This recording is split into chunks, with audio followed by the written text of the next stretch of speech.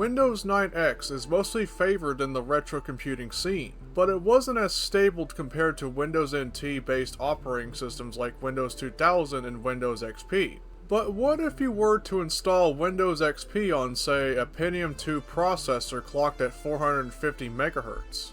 In the case of Windows XP, you need at least a Pentium class processor, preferably clocked at around 233 MHz and 64 MB of RAM. You might also try going more lower, but the CPU has to be a Pentium class model rather than a 486. Apart from curiosity, I don't think it's worth it for daily usage. My go-to route for this is through an SD to IDE adapter, so I can have both installations of Windows 98 and a custom copy of Windows XP Service Pack 3, which is titled Micro XP version 0.82.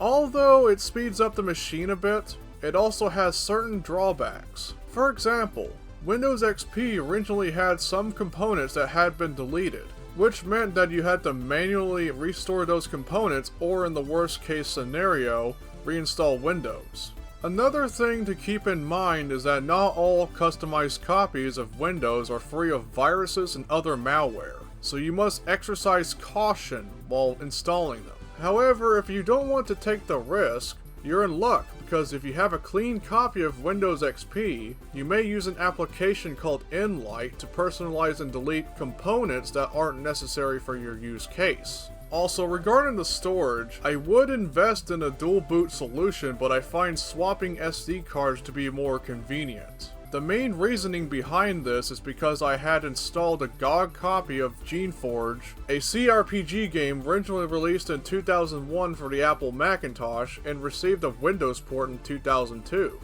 As you can see, the GOG version of Geneforge refused to run on my Windows 98 installation, and I didn't feel like swapping machines just for one game, so that's likely why I decided to make this video. But however, that playthrough didn't work out since I became stuck in a tough situation and eventually gave up. Now, one downside of using Windows XP over Windows 9X is that it performs inferior in gaming. You see, Windows XP is based on Windows NT technology, and it was rather heavy for weaker hardware when it originally came out. It wasn't until the late 1990s or early 2000s that it became a viable option for the ordinary home user. Also, not to add the freakouts I've had when playing certain games like Unreal Tournament, but that's more on the Nvidia GeForce 2 MX I was using because it was utilizing Direct 3D renderer rather than playing on software rendering. I recall it being so bad while streaming that I had to kill the game right away to avoid viewers having a seizure and making me feel like shit. In the process, that is. Like, the seizure warning is there for a purpose after all. In any case, it is safe to say that aside from doing it out of curiosity, gaming isn't a great option. However, I will say it is decent for making it a programming environment. Knowing myself, I am not a great programmer.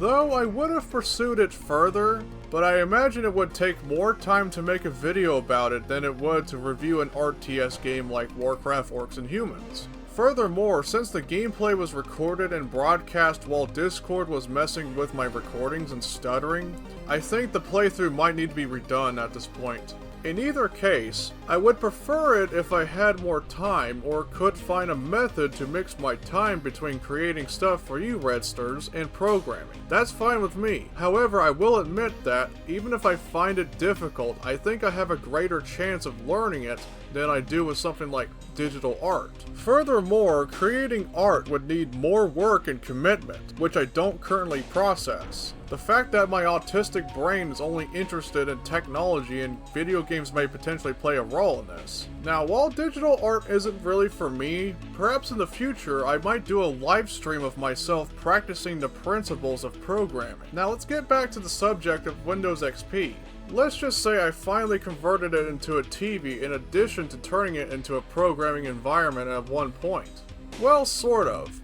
I've ordered a Pixel View Play TV Pro a few while ago. It was originally going to go with my capture system, with the DataPath Vision RGBE1, which was originally meant to capture VGA signals, and the Pixel View would capture AV and S-video directly. However, getting it set up was a huge pain in the ass. On the Windows side, the drivers are far too outdated for anything like Windows 10, causing the system to crash. I've also tried Descaler, which is known to detect TV cards that use the BT878 chipset without requiring a driver, but it still blue screens. On the Linux side, the card identifies and has drivers out of the box. However, getting it to function with OBS has difficulties, with it merely displaying a green screen. So I said to hell with it and shoved the card into my Pentium II system, installed the drivers, and now I can play my console games and stream them in the future. It's safe to say though that this purpose was also short-lived, as I eventually used one of my HP Z230, which had been intended for re-encoding my recordings to smaller sizes, to fulfill a different purpose: a Windows XP gaming machine. This was my original intention when I first acquired two of these machines. I even had a video about this machine all planned at one point. I think this was in the making possibly prior to my Unreal video.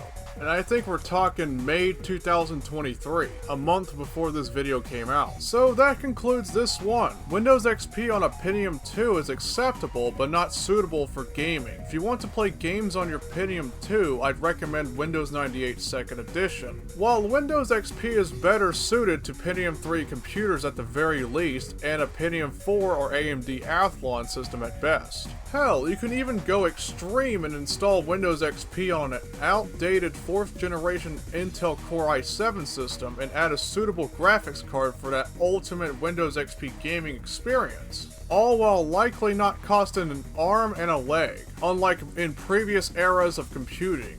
Good luck getting a 486, huh? Anyway, that about wraps up this video. What are your experiences with using Windows XP? I would like to hear them in the comment section down below. And as always, peace out.